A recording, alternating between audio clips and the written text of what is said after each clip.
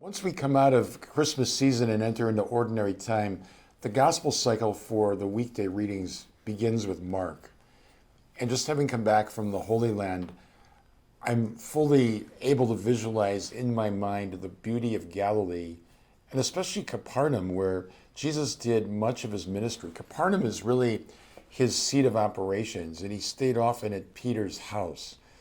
We were blessed to celebrate Mass at a church that is built above the ruins of Peter's house in Capernaum, and the floor of the chapel is glass, and so you can look down and see the foundations of the house. And so much of Jesus' ministry occurred there, especially in the opening chapters of Mark. So fresh from his baptism and struggle with the devil in the desert, Jesus shows up in Galilee and begins to preach the gospel of the kingdom, calling the first disciples, Peter and Andrew, James and John, performs exorcisms. And then in chapter 1 already, verse 29, he enters the house of Simon and Andrew, heals Simon's mother-in-law, and by the end of the evening, the entire town is gathered around the door, seeking relief from maladies, illnesses, possessions, disease.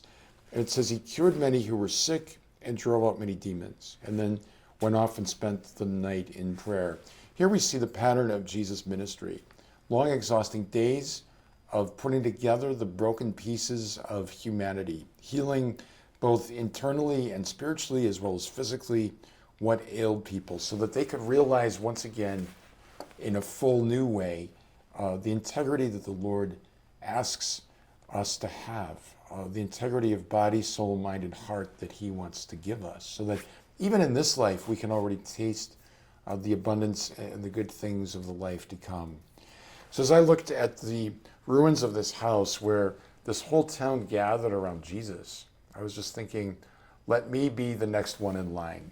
Let me be the next one, Lord, that you touch, heal, and bless.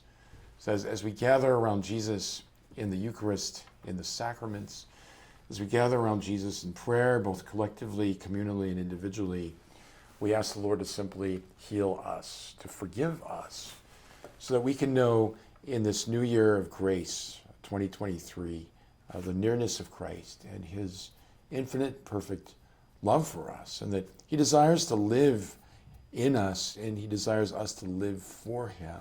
And it's in that union of us with him that we discover who we are as beloved children of God.